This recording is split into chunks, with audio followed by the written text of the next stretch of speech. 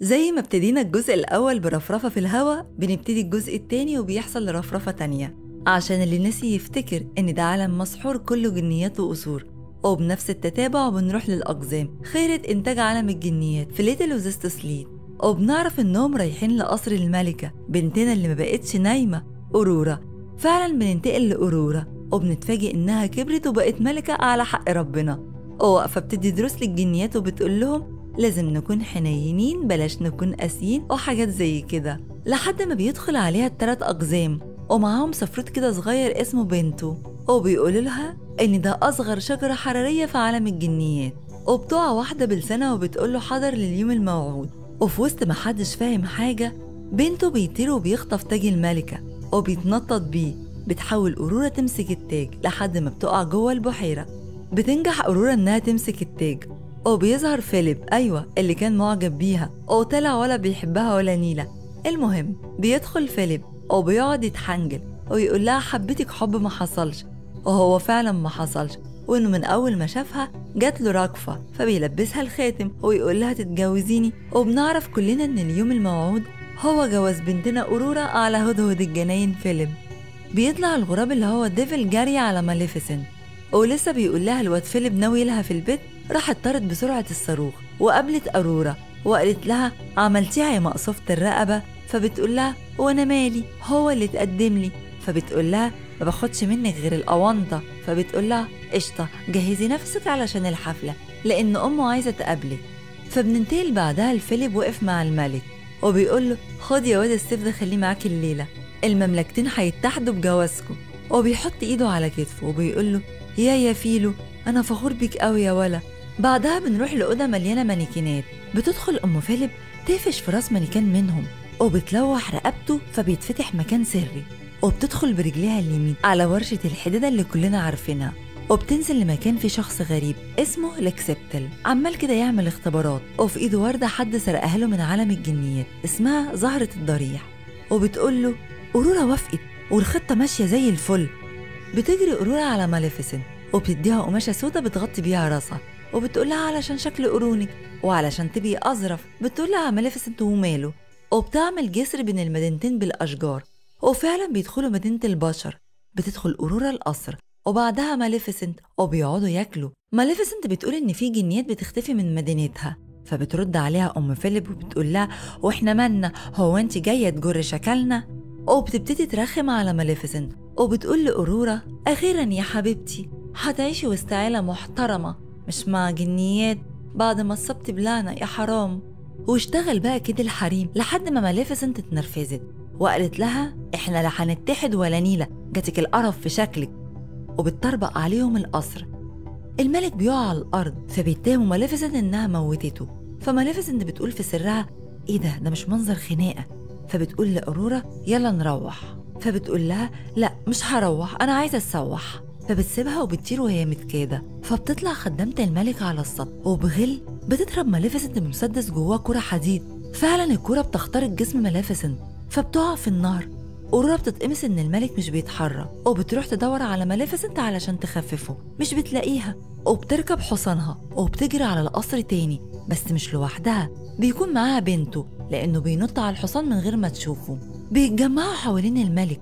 ماليفيسنت بتكتشف إن في حد بجناحات زيها أنقذها اسمه كونال، ومش بس هو بجناحات، لا ده بيظهر ناس كتيرة زيها بجناحات، وبنعرف إن اسمهم جان الظلام. وبتلف ماليفيسنت وبتتفرج على المكان اللي قاعدين فيه، وبيقولوا لها حاولي تشوفي صرفة مع البشر لأن الموضوع كبر، هيموتونا كلنا بالرصاص الحديد اللي على شكل كور. بنته بعد ما دخل القصر بحصان ماليفيسنت بيطلع له قط متشرد وبيقعد يجري وراه بعد ما بيقع جوه المعمل اللي فيه الكسبتل اللي عمال يعمل فيه تجارب. فبيمسكه وبيرميه جوه برطمان. بتدخل عليه الملكة بتقول له خلصت ولا لسه؟ بيقول لها عاوز زهرة الضريح بكميات لأنه لما بيخلطها مع براد الحديد بتطلع مسحوق بينهي حياة الجنيات. بتطلع جنية من الجنيات اللي حبساهم وبيكب عليها البراد اللي عمله. بتتحرق الجنية. بتبعت الملكة جنودها تسرق أزهار الضريح من عند الجنيات. كونال بيتصاب من البشر. اليوم اللي بعده بيكون يوم زفاف أورورا والجنيات بتروح المدينة علشان تحضر الفرح. فيليب بيروح لأورورا بيديها وردة وبيقول لها وردة حبنا. بتقول له جبتها منين؟ بيقول لها أمي جابتها. بعدها حاجة بتحرك أورورا بشكل عجيب، بتخليها تنزل للأوضة اللي فيها المانيكانات، فالباب بيتفتح فبتنزل المكان اللي فيه الإكسبل، وبتتشد للمكان اللي بيكون فيه العجلة اللي فيها الإبرة اللي صابتها. وأول ما بتقرب لها بتشوف بشكل سحري إن الملكة هي اللي خزت الملك بالخنجر المسحور، وهي اللي دخلته في اللعنة، وبكده هيفضل نايم على طول. لسه بتكلم الإكسبل، الملكة بتدخل لها وبتشخط فيها وبتؤمر إنها تتحبس في أوضة لوحدها. في عالم الجنيات بيبان إنه كونان اتصاب ومش باين إنه هيخف. فورا صاحبه بيتعصب وبيجمع الجنيات علشان يدخلوا على البشر بحرب جامدة جدا. الملكة جهزت المسحوق اللي عمله لكونيل وخلاص هتبدأ الاحتفال، واللي فيه ناوية تخلص على كل الجنيات اللي دعتهم. بيبدأ العزف، والخادمة كل ما بتدوس على زرار معين في البيانو بيتنشر البراد الأحمر في الجو واللي هيقتل الجنيات. أورورا بتفكر ازاي تهرب وبتقطع فستانها علشان تعمل بيه زي حبل كده تنط بيه، بس بتشغل دماغها أخيرا وبتصرخ كأنها نطت، وبيدخل الجنود فهي بتخرج وبتحبسهم جوه الأوضة. بتمسك في الحبل من شباك تاني وبتطير في الهوا لحد ما فجأة وبدون مقدمات بتلاقي نفسها جوه أوضة فيليب. الجنيات المجنحة بتقرب من المدينة، فالجنود بتضرب عليها كور فيها البراد الأحمر، وعدد من الجنيات بيقع فبيقرروا ينسحبوا. أورورا بتقول لفيليب إن المصايب دي كلها من تحت راس مامتك، وبتقوله إن هي اللي دخلت الملك في اللعنة. الجنيات بتتفرق وبتدخل من طريق تاني لحد ما بتنجح إنها تعدي من سور المدينة، ويبتدوا يضربوا في الجنود. فيليب بيطلع للملكة فوق القلعة وبيقول لها إنه اتصدم منها، فبتقوله لا ما تتصدمش، وبتقول لهم خدوه اعملوا له ليمون ساقع.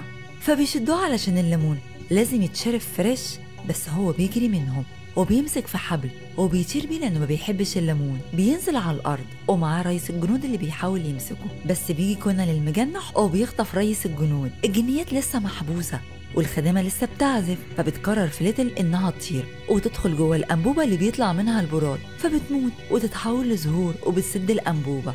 ديفل بيتجمع عليه الجنود علشان هو معترض، فبيتحول لدب وبيضربهم وبيفتح الباب للجنيات المحبوسة. ماليفيسنت بتظهر وبتطير الجنود من فوق القلعة وبتروح المكان اللي فيه الملكة علشان تنتقم منها. لسه هتقرب لها، أورورا بتروح وبتمنعها وبتقول لها ما تعمليش كده، فالملكة بتضرب سهم لسه هيجي في أورورا، بتشدها ماليفيسنت والسهم بيدخل في ظهرها، فعلى طول بتتحول لرماد. لسه الملكة هتدي أورورا درس في الأخلاق وإنها إزاي عملت ده كله علشان مصلحة بلدها. فالرماد اللي في الأرض بيتحرك وبيعمل دوامة ضخمة وبيتحول لتنين مجنح. الملكة بتتنح ووشها بيقلب ألوان، وعلشان تخلع بترمي أورورا، فالتنين بينزل ويشدها قبل ما تقع، وبيجي فيليب ويحضن أورورا.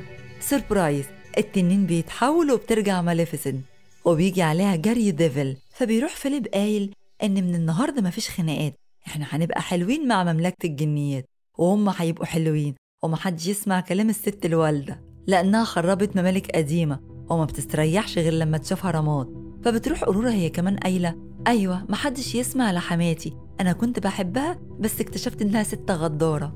الملك بيقوم من النوم بيلاقي الملكة متربطة بالشجر السحري وملفوفة لأنهم تقريبا هيعملوها عصير ليمون اللي كانت عازمة ابنها عليه. بيقعدوا يفسحوها شوية لحد ما يرموها في الأرض زي البتنجانة البيضة. لسه هتقول لا أنا مش بتنجانة بيضة، فبتحولها ماليفيسنت المعزة بيضة. فيليب واقف علشان خلاص زفافه هيبتدي، بيلاقي المعزة داخلة، فالملك بيقول لها تستاهلي ده انت جبروت. بتدخل ماليفيسنت ومعاها أورورا، بيعلنوا جوازهم وكله بيسقف وماليفيسنت بتبتسم. وتوتا توتا خلصت الحدوتة. استنونا دايما جايين بتلخيصات لكل الرايقين.